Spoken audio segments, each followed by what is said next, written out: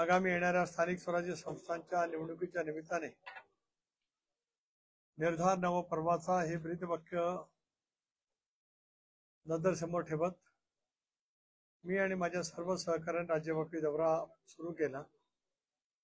आज लातूर जिल्ह्याच्या दौऱ्यावरती असताना आपल्या पत्रकार परिषदेवर उपस्थित असलेले राज्याचे सहकार मंत्री, माझे वरिष्ठ सहकारी बाबासाहेब पाटील, माजी मंत्री आणि माझे दुसरे वरिष्ठ सहकारी संजय बनसोडे, विक्रमजी काळे, माजी खासदार, मुख्य प्रवक्ते आनंद परांजपे, मकरंद सावे, शेख, सर्व माझे उपस्थित पदाधिकारी, आपण सर्वच लिखित माध्यमांचे प्रतिनिधी, वाहिन्यांचे प्रतिनिधी, बंधू भगिनी आणि सहकारी मित्रांनो, सुरुवातीलाच आपल्या सर्वांचं मी स्वागतही करतो, आभारी मानतो।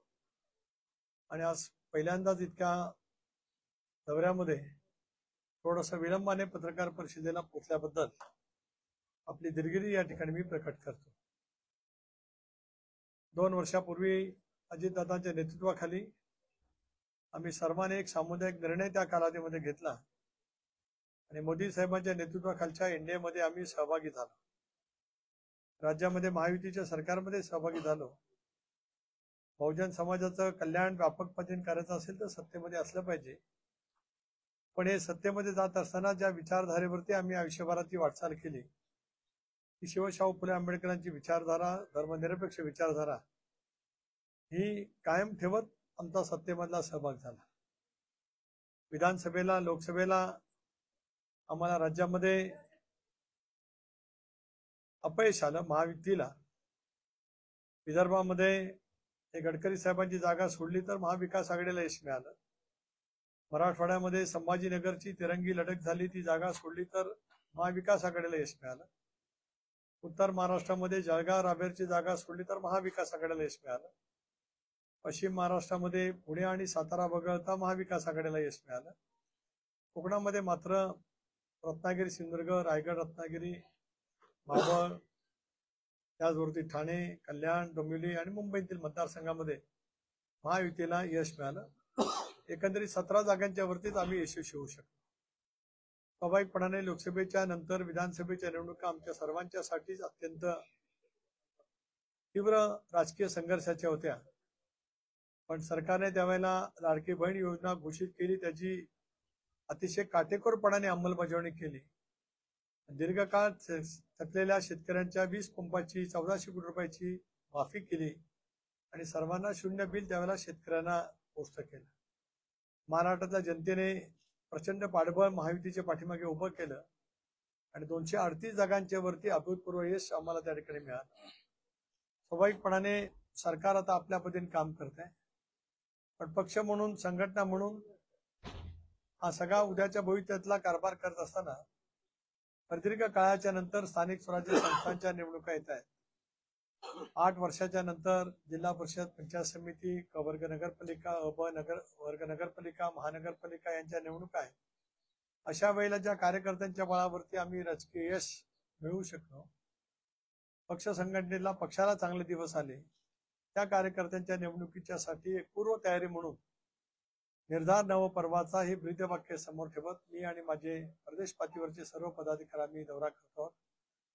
माझ्या दौऱ्याला जळगाव, नंदुरबार, धुळे, धुळे शहर, नाशिक, नाशिक शहर, संभाजीनगर, जालना, हिंगोली, परभणी, आज बीड आणि इथे लातूर उत्स्फूर्त उदंड प्रतिसाद मिळाला। कार्यकर्त्यांच्या एकंदरीत उत्स्फूर्तता एक आशादायक चित्र पक्षासाठी आहेच।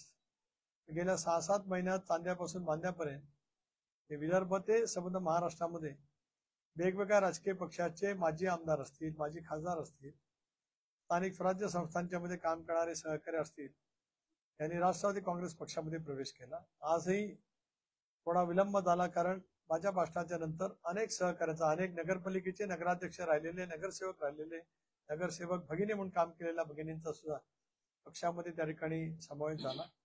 अशा वेळेला स्थानिक स्वराज्य संस्थांच्या निवडणुका आहेत। आपण मला प्रश्न विचारणार आहात, महायुती म्हणून आमची समन्वय समिती आहे, त्याच्यामध्ये आम्ही चर्चा केली की महायुतीच्या आख्याला तडा न जाता निवडणुकीला आपल्याला सामोरं जायचं आहे, पण प्रत्येक जिल्ह्यामध्ये आणि प्रत्येक जिल्ह्यातल्या विधानसभा मतदारसंघामध्ये वेगवेगळी राजकीय परिस्थिती आहे। पण आपापल्या पक्षाने आपापलं अवलोकन करावं, माहिती घ्यावी, कार्यकर्त्यांचं मनोगत जाणून घ्यावं आणि निवडणुका ज्या वेळेला घोषित होण्याच्या आसपास येतील त्यावेळेला वरिष्ठ पातळीवरती आम्ही समन्वय समिती बसू.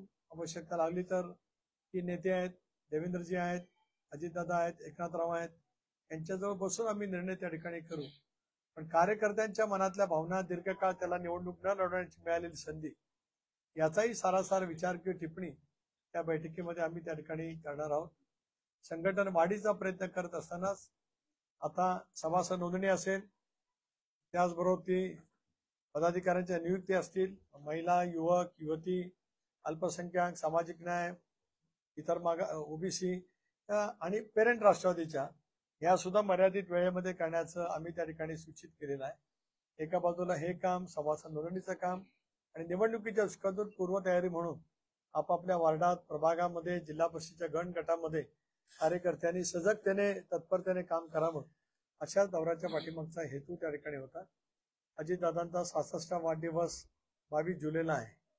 महाराष्ट्रातील पॉलिटिकल क्रेडिबिलिटी, जे राजकीय विश्वासार्हता असलेले नेते म्हणून अजितदादा महाराष्ट्रामध्ये आज राजकीय क्षेत्रामध्ये अग्रगण्य स्थानावरती त्या ठिकाणी आहेत.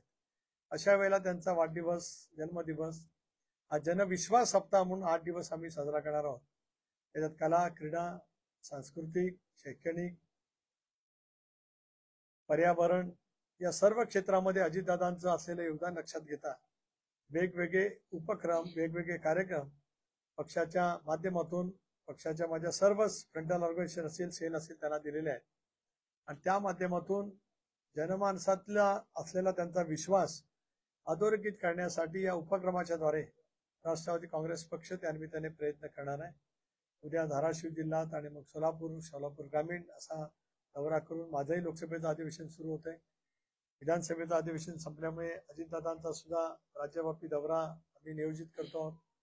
पुन्हा माझं अधिवेशन संपल्यावर माझाही उरलेला दौरा मी पूर्ण करणार आहे, जेणेकरून आगामी येणाऱ्या निवडणुकींच्या मध्ये पक्षाचा कार्यकर्ता याला जेवढी शक्ती देता येईल तेवढा देण्याचा आम्ही प्रयत्न करू. महामंडळ, शासकीय समित्या याचे वर्गीकरण करण्याचा प्रयत्न समन्वय पातळीवर, समन्वय समितीच्या पातळीवरती होत आहे. त्याचाही निर्णय लवकरात लवकर आम्ही त्या ठिकाणी घेऊ.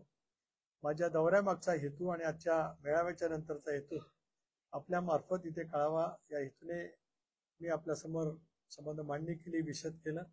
आपल्याला विनंती आहे की आपण मोकळेपणाने संवाद करावा, अशी आपल्याला विनंती. पुन्हा एकदा आपल्या सर्वांचे आभार.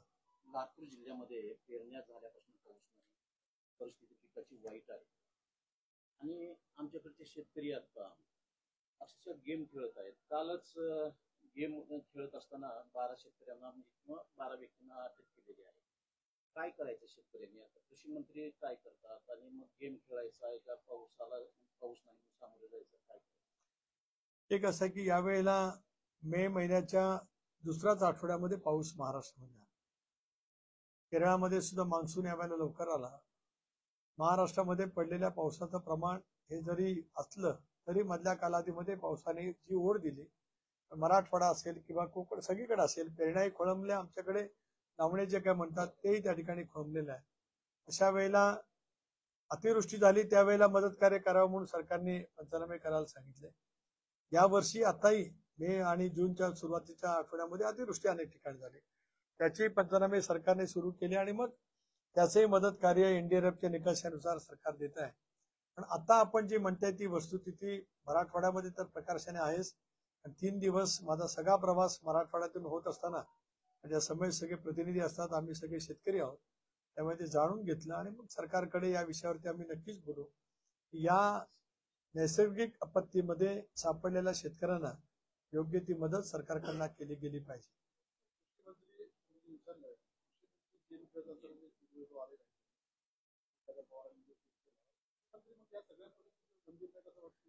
कृषी मंत्री गंभीर जरूर आहेत. ते जे काही गेम खेळतानाचा व्हिडिओ प्रसिद्ध झालाय त्याच्याबद्दलचा खुलासा त्यांनी नक्कीच केलेला आहे. तर प्रदेशाध्यक्ष म्हणून मी नक्की त्यांच्याजवळ बोलेन, कारण मीमांसा समजून घेईन. त्यांना कृषी मंत्र्यांची जबाबदारी दिली याचा अर्थ शेतकऱ्यांचं हित त्यांनी जपलंच पाहिजे. याच्यात आमच्या कोणाच्या मनामध्ये संदेह असण्याचं काही कारण नाही. पण शेवटी त्यांच्याशी बोलल्याच्या नंतर मला कळेल. पण एक बाब नक्की आहे, कृषी मंत्री असतील, राज्य सरकार मुख्यमंत्री उपमुख्यमंत्री आम्ही सर्वजण शेतकऱ्यांच्या प्रश्नासाठी संवेदनशील आहोत. अमित शहानी हे आपले 5 मंत्र्यांना अध्यक्ष देण्याचे काही असे आदेश दिले आहेत त्यामध्ये राष्ट्रवादीचे आहे त्यात कोकाटे साहेबांचाही नंबर आहे. मी ही बातमी आताच पहिल्या प्रथम ऐकतोय. बातमीच नाही आहे, असं कुठे निर्देश नाही, चर्चा नाही आहे, पण मीच पहिल्यांदा ऐकते. असती तर माझ्या कानावर आली असती प्रदेशाध्यक्ष म्हणून. कोकाटेंनी काही आता निर्धार केलाय का सरकार खरं आहे, माणिकरावांच्याकडनं मधल्या कालावधीमध्ये 1-2 वक्तव्य झाले. त्या वक्तव्यामध्ये अजितदादांनी राष्ट्रीय अध्यक्ष म्हणून त्यांना योग्य ते समज दिली असं मी म्हणणं उचित ठरणार नाही, पण योग्य ते त्यांना सांगितलेलं आहे. अपेक्षा असा की त्या गोष्टीची पुनरावृत्ती होता कामा नये. आता आपण जे सांगता तो व्हिडिओ आहे तो विधिमंडळातलाच आहे, परिषदेतला दिसतोय, कारण खाली लाल गालीचा याचा अर्थ तो परिषदेतला आहे. त्याच्यामुळे त्याच्यात संदेह असण्याचं माझ्या मनात काही कारण नाही. त्यांनी काहीतरी आज खुलासा केलाय, मी समजून घेईन. मी आपल्याला मगाशीच उत्तर देताना सांगितलं की जे चूक ते चूक आम्ही नक्की म्हणणार आहोत. कशा पद्धतीने त्यांनी का केलं हे त्यांनी आज सांगितलंय, पण शेवटी त्यांच्या जो बोलल्यावर मला अधिक कळेल. राज्याचे अर्थमंत्री दादा आहेत, बरेच पक्षप्रवेश झाले. यादी आज नाही, पण मी तुम्हाला यादी नक्कीच उद्या जिल्हाध्यक्ष शहर आणि ग्रामीणच्या मार्फत देईन. राज्याचे अर्थमंत्री दादा आहेत, पण आमच्या लातूर जिल्ह्यामध्ये बाहेर माहिती नाही. डीपीडीसीचं जे बजेट आहे ना ते रिलीज नाही, म्हणजे आणि आमदाराचं जे फंड आहे ना तोही 4-4 महिने नाही. तर मग काम कसं करायचं? मग तुम्ही स्थानिक स्वराज्य संस्थेच्या निवडणुकीला सामोरे कसं जाणार? लोकांचं कामच नाही. जिल्हा नियोजन मंडळाच्या निधीचं वाटपाचं सूत्र ठरलेलं आहे. आमदार निधी तर तो कंटिन्यू चालतच असतो. विधानसभा सदस्य, विधान परिषद सदस्यांनी आपापले स्थानिक विकास कार्यक्रमाच्या अंतर्गत प्रस्ताव जरूर जिल्हाधिकाऱ्यांकडे द्यावेत. त्यांना प्रमाण नक्की सरकारच्या माध्यमातून दिले जाईल आणि पुढच्या काही कालावधीमध्ये जिल्हा नियोजन मंडळाचं सुद्धा वाटप ठरलेल्या सूत्रानुसार 100%. 4 महिने एक कसं आहे की नेहमीच 3ऱ्या महिन्यामध्ये निधी हा रिलीज होत असतो. मी एकेकाळी अर्थमंत्री राहिलोय आणि स्थानिक विकास निधी आहे, आता तर त्याच्यात खूप वाढ केली, अजितदादांनीच केली. 6 कोटीच्या आसपास. हे 6 कोटी रुपये विधानसभा सदस्याला मिळतात आणि आमच्या खासदारांच्या मतदारसंघात 6 विधानसभा मतदारसंघ आहेत, आम्हाला 5 कोटी मिळतात. त्या आमदारांना त्यांच्या स्थानिक विकास कामासाठी सरकारने मोठ्या प्रमाणावरती निधीची उपलब्धता केली. आता लगेच त्यांनी काम सुरू करावे. विलिनीकरणाची चर्चा सुरू आहे आणि काल शक्य आहे का विलिनीकरणाला? तुम्ही भाजपच्या शिक्षण नेतृत्वाला विचारून काल बोलला, तुमच्या पक्षाचं हे बघा, मी जे वक्तव्य केलं त्या वक्तव्याशी मी ठाम आहे. मला कोणी महाराष्ट्राचा स्वाभिमान शिकवण्याची आवश्यकता नाही. ज्या वेळेला राष्ट्रीय पातळीवरच्या पक्षाशी आपण जोडतो ते सुद्धा आम्ही कसे जोडलो. 2014 सालापासून भारतीय जनता पक्षाबरोबर सत्तेत जाण्याचा निर्णय एकत्रित राष्ट्रवादी काँग्रेस पक्षामध्ये किमान 6 वेळा चर्चा करण्यात आली. त्या पद्धतीने आम्ही विशिष्ट टप्प्यावरती गेलो. 14ला तर बाहेरून पाठिंबा घोषित केला. मी प्रदेशाध्यक्ष होतो. 14ला प्रफुल्लभाई राष्ट्रीय सरचिटणीस होते. त्यावेळेला होऊ शकलं नाही. 16-17ला सत्तेमध्ये जाण्याचा निर्णय जवळपास झाला. अंतिम बैठकीला मी प्रदेशाध्यक्ष म्हणून गेलो. त्यावेळेला काही कारणांच्यामुळे तो निर्णय होऊ शकला नाही. 19ला सुद्धा निर्णय झालाच होता, परंतु तोही मटेरियलाइज झाला नाही. 22लाही झाला होता. आम्ही निर्णय घेतला त्यावेळेला पक्षाची भूमिका दीर्घकाळ तशीच चालत राहिली म्हणून आम्ही सामूहिक निर्णय घेतला. भारतीय जनता पक्षाने आम्ही घेतलेल्या निर्णयामध्ये आम्हाला सामील करून घेतलं. एक भाग ज्या वेळेला ते सोडून आपलं चर्चा होत असते एखाद्या पक्षाशी, हा विलिनीकरणाचा मुद्दा आहे. पक्ष आमचा वाढतोच आहे. पक्ष वाढवण्यासाठी कोणाच्या विचाराची किंवा कोणाच्या परवानगीची गरज नाही आणि त्या बाबतीमध्ये मला सल्ला देण्याची सुद्धा कोणाला आवश्यकता नाही. मी तेवढा 40 वर्ष राजकारणात असल्यामुळे मला ते समजतं पक्ष वाढवण्यासाठी नेमकं काय करावं. हा मुद्दा मला प्रश्न विचारला गेला विलिनीकरणाचा. प्रश्न मला पत्रकारांनी संभाजीनगरमध्ये विचारला विलिनीकरणाचा. त्यावेळेला मी हे सांगितलं की आपल्याला माहिती असेल 19 सालामध्ये महाविकास आघाडी करण्याचा निर्णय ज्यावेळेला झाला त्याला लोकशाही आघाडीमध्ये असलेल्या काँग्रेस आणि राष्ट्रवादीमध्ये होतेच, पण शिवसेनेला घेण्याचा निर्णय राष्ट्रवादीने केल्यावर काँग्रेसच्या हायकमांडची परवानगी मागायला राष्ट्रवादी गेलीच. काँग्रेसच्या हायकमांडची परवानगी मागायला मी पुन्हा आपल्या मार्फत एन्ड्रॉस करतोय, आधी अधोरेखित करतोय. I am the witness of that. मी त्याचा साक्षीदार आहे. काँग्रेस हायकमांडला विचारण्यासाठी आम्ही गेलोच, कारण शिवसेनेला सोबत घ्यायचं की नाही. एवढंच नव्हे तर किमान समान कार्यक्रम काय करावा, त्याच्यासाठी 2 तास एक पानाचा किमान समान कार्यक्रम करताना ऱ्हस्व दीर्घ कॉमा, आणि एका ऱ्हस्व आणि दीर्घाने सुद्धा अर्थ बदलू शकतात, ते ड्राफ्टिंग करायला आमचे 2 तास गेले. पण त्यावेळेला गेलो त्यावेळेला आमचा स्वाभिमान नव्हता, आणि आता स्वाभिमान आमचा घाण पडला असं बोललं. तर काही प्रवक्ते म्हणाले की घड्याळाचे काटे उलटे फिरतात. नाही, घड्याळाचे काटे त्या दिशेने फिरतायत.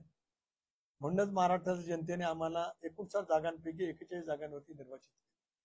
स्वाभाविकच आहे की उद्या विलिनीकरणाचा प्रश्न असेल किंवा आम्हाला एखाद्या नवीन पक्षाजवळ अलायन्स करायचा असेल की जो एनडीएमध्ये नाही, त्यावेळेला एनडीएचा प्रमुख पक्ष कोणता? भारतीय जनता पक्ष. युपीएचा प्रमुख पक्ष कोण होता? तर काँग्रेस. जरी काँग्रेसला 10 वर्षे विरोधी पक्ष नेतेपद मिळालं नाही, तर देशव्यापी पक्ष असल्यामुळे काँग्रेस युपीए मधला प्रमुख पक्ष असल्यामुळे महाविकास आघाडी किंवा शिवसेनेला पक्षात घेताना आम्ही विचारायला गेलो. तसं यावेळेला विचारणं म्हणजे काय चूक आहे? राजकीय सिद्धांतानुसार ते योग्यच आहे, आणि तसा प्रश्न आला तर भारतीय जनता पक्षाच्या केंद्रीय नेतृत्वाशी आम्ही चर्चा नक्कीच करू, आणि मग पुढचा निर्णय. आधी तो प्रश्नच येत नाही. मी कालही सांगितलं की दूर दूर दिसत नाही.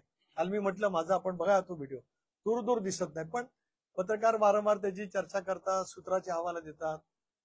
ते काय मी आपल्याला पैकी कोणालाही दोष देत नाही. आपल्याकडे कदाचित काय माहिती मिळत असेल, त्या माहितीच्या आधारात आपण प्रश्न विचारत असाल असा मला विश्वास आहे. पण त्याला जी वस्तुस्थिती आहे ते सांगणं माझंही कर्तव्य आहे. काय काय कशामुळे? नाही, एक असं आहे की राजकारणामध्ये वावरत असताना कुणी काय टीका केली, कुणी काय टोमणे मारले, मला काही फरक पडत नाही. 41 वर्षाच्या माझ्या राजकीय जीवनात मी अनेक चढउतार पाहिले. त्यामुळे अशा कुठल्या व्यक्तिगत बोललेल्या टोमण्यांनी राजकीय प्रगल्भता, कारण आम्ही सशक्त लोकशाहीमध्ये वावरणारे आहोत, सशक्त, आणि आमच्यावरती सुसंस्कृत संस्कार झालेले आहेत. त्यामुळे त्या माध्यमातूनच आम्ही सगळे काम करतो. सत्तेच्या त्रिकोणामध्ये शिवसेना एकनाथ शिंदे साहेबांची वेगळी पडते आणि राष्ट्रवादी काँग्रेस जागा गट भाजपच्या अधिक जवळ चालले.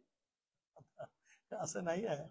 सत्तेमध्ये तिघेही एकजिनसीपणाने काम करतायत, मंत्रिमंडळ काम करतायत. देवेंद्रजी, अजितदादा, एकनाथराव हे तिघेही नेते राजकीय प्रगल्भ आहेत. दीर्घकाळ प्रत्येकाचा प्रशासनाचा अनुभव आहे, संघटन कौशल्य आहे. त्याच्यामुळे ठीक आहे. शेवटी ज्यावेळेला 3 राजकीय पक्ष येतात किंवा 2 राजकीय पक्षांचं सुद्धा ज्यावेळेला सरकार येतं, आणि आम्ही आणि काँग्रेस होतो, त्याला काय असे काही वेळेला असे प्रश्न उद्भवले की ज्या वेळेला मतमतांतर होते, पण त्याच्यामुळे काय युतीवरती किंवा आघाडीवरती काही परिणाम झाला नाही.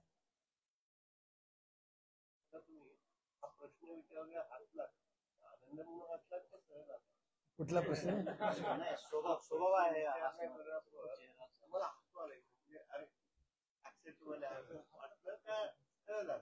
माझ्या चेहऱ्यावरच्या बारकावे तुम्ही पाहिल्याबद्दल तुमचे आभार. मी राष्ट्रवादीचा अध्यक्ष आहे. माझ्या मेळाव्यात मी विलासरावांचा उल्लेख केला.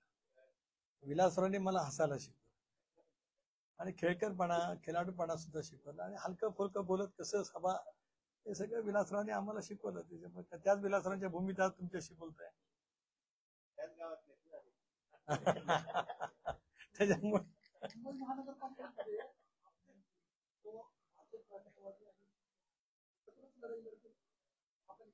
आज आम्ही ज्या वेळेला समन्वय समिती म्हणून बसतो, त्यावेळेला संबंध राज्याचा विचार करताना महापालिका आहेत, मुंबई आहे, पुणे आहे, पिंपरी चिंचवड, ठाणे, संभाजीनगर, नागपूर, अशा अनेक महानगरपालिका राज्यातल्या आहेत, आणि जिल्हा परिषदेच्या सुद्धा आहेत. त्या प्रत्येक बाबतीमध्ये महायुती म्हणून लढावं अशी प्राथमिक चर्चा आम्ही केली.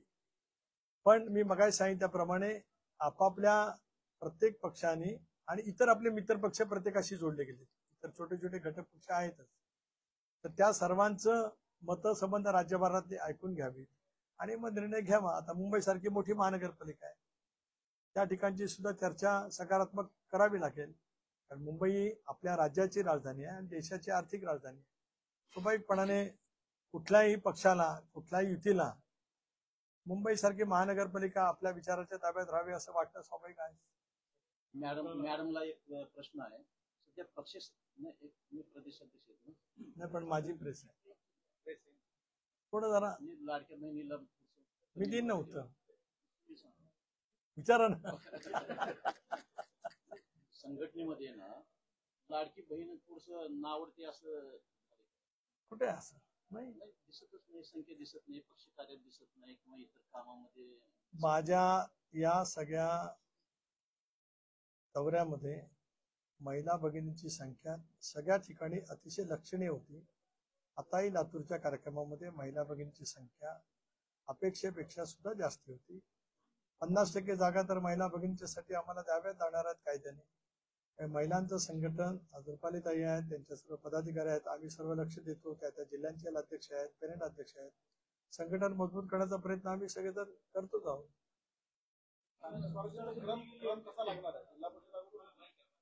एक असं आहे की सर्वोच्च न्यायालयाने या सर्व निवडणुका 4 महिन्यात घ्यावा असा आदेश दिला. एक बाब नक्की आहे की एकाच वेळेला सर्व निवडणुका का संभवत नाहीत, कारण पंचायत समिती, जिल्हा परिषद आणि नगरपालिका क वर्ग, समजा माझी रोह्याची पंचायत समिती किंवा लातूरची पंचायत समिती किंवा ग्रामीण भागातली यांच्या मतदारसंघातली, तिथे पंचायत समिती, जिल्हा परिषद पण आणि नगरपालिका आहे. मग एकाच वेळेला निवडणुका होतील असं तांत्रिकदृष्ट्या संभवत नाही. पुढे निवडणूक आयोग निर्णय करेल. आपलं राज्यामध्ये कुरेशी समाजातून सध्या पशु जे जनावरे जे आहेत खरेदी विक्रीचा त्यांनी व्यवहार बंद केलेला आहे, बंद पुकारला आहे. आणि येणाऱ्या स्थानिक स्वराज्य संस्थेच्या माध्यमातून आपण कसं त्याला विश्वास घेणार आहे, कारण मुस्लिम समाज आपल्यासोबत राहील का? एक असं आहे की निवडणुका लक्षात ठेवून आम्ही समाजातल्या वेगवेगळ्या घटकांकडे कालही पाहिलं नाही, आजही नाही आणि उद्याही पाहणार. निवडणुका येतात जातात, सौहार्दाचं वातावरण, आणि मी मगाशी सांगितलं की आपला जो सिद्धांत आहे, वैचारिक सिद्धांत, त्याला अनुरूप पद्धतीने आम्ही काम करत असतो. आपण जो प्रश्न विचारला त्याच्या अनुषंगाने काही सहकारी मधल्या कालावधीमध्ये दादांना भेटले, एक बैठकी त्या ठिकाणी आयोजित करण्यात आली आणि मग पुढच्या कालावधीमध्ये सरकारच्या माध्यमातून त्यांचं समाधान कसं होईल, नियम काय याची सांगड घालून निर्णय केला जाईल.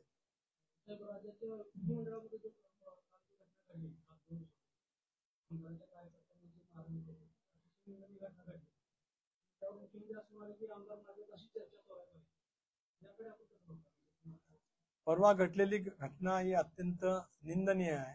त्याचा मी तीव्र शब्दात निषेध 2 दिवसापूर्वीच केलाय. राष्ट्रवादी काँग्रेस पक्षाचा प्रमुख म्हणून मुख्यमंत्र्यांच्याकडे मागणी करत असताना विधानसभाच्या आवारात घडलेला असल्यामुळे विधानसभा अध्यक्ष आणि विधान परिषद सभापती यांनी यावर कडक कारवाई करावी अशी भूमिका मी त्या ठिकाणी मांडली. मुख्यमंत्र्यांनी याबद्दल बोलत असताना जनतेच्या मनामध्ये आमदार अमुक अमुक आहेत असं जे बोलले ती वस्तुस्थिती खरी आहे. जनतेच्या मनात आहे, त्याचा अर्थ सर्वच आमदार आहेत असं नाही.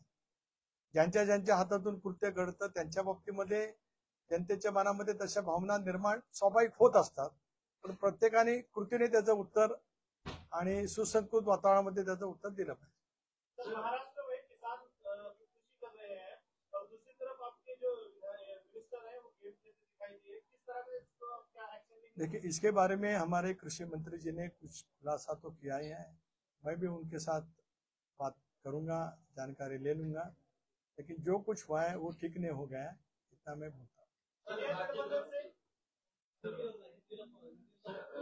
राज्य गृहमंत्र्यांच्या आईच्या नावावर ट्रान्सफर निघत आहे, कृषी मंत्री सभागृहात गेम खेळत आहेत, तुम्ही सत्ताधारी पक्षाच्या कसं बघताय सगळे? एक असं आहे की ॲडव्होकेट अनिल परब यांनी जो काय आरोप राज्यमंत्री कदम यांच्या संदर्भात केला त्याचं स्पष्टीकरण ते देतील. मुख्यमंत्र्यांनी सुद्धा त्या बाबतीमध्ये सभागृहामध्ये निवेदन करताना सांगितलं की याची चौकशी केली जाईल. एक भाग मगाशी मी विस्तृतपणाने म्हणालो, कृषी मंत्र्यांच्या आजचा जो व्हिडिओ प्रसिद्ध झालाय, मला असं वाटतं की मी चुकत नसेल तर मी मगाशी 5 मिनिटं या विषयावरती बोललेलो आहे. स्वच्छपणाची भूमिका मांडली. आता परत तुम्ही विचारलं तर माझं उत्तर तेच राहील, फक्त रिपीट करणे एवढंच होईल. I have answer already. राज्यातले शेतकरी आगामी कर्जमाफीच्या अपेक्षित आहेत, प्रतीक्षा करतायत. पुन्हा अनेक संस्थांच्या निवडणुका आहेत, काय पुन्हा आश्वासन असणार आहे, पहिलं काय होणार आहे? एक असं आहे की विधानसभेच्या निवडणुकीला सामोरं जात असताना आम्ही एक संयुक्त जाहीरनामा घोषित केला. त्या संयुक्त जाहीरनाम्यामध्ये 5 वर्षाच्या कालावधीमध्ये सरकार काय करेल हे त्या ठिकाणी आम्ही प्रामुख्याने विषद केलं. आमच्या सर्वांच्या सह्या आहेत. त्यामध्ये शेतकऱ्यांची कर्जमाफी असेल, लाडकी बहीण योजना 1500 रुपये ती अवैधपणाने सुरू ठेवणं आणि गरजेनुसार त्याच्यामध्ये वाढ करणं, आणि इथे अनेक गोष्टी पायाभूत सुविधाच्या बाबतीमध्ये आम्ही जाहीरनाम्यामध्ये प्रसिद्ध केलेल्या आहेत. लाडकी बहीण योजना ही सुरू आहेच, त्याप्रमाणे त्यांचा लाभ त्या भगिनींच्या पर्यंत पोहोचतो आहेच. शेतकऱ्यांच्या कर्ज माफी बाबतीमध्ये सुद्धा सरकार संवेदनशील आहे. त्या संदर्भातला योग्य निर्णय योग्य वेळी हे सरकार निश्चितपणाने घेईल.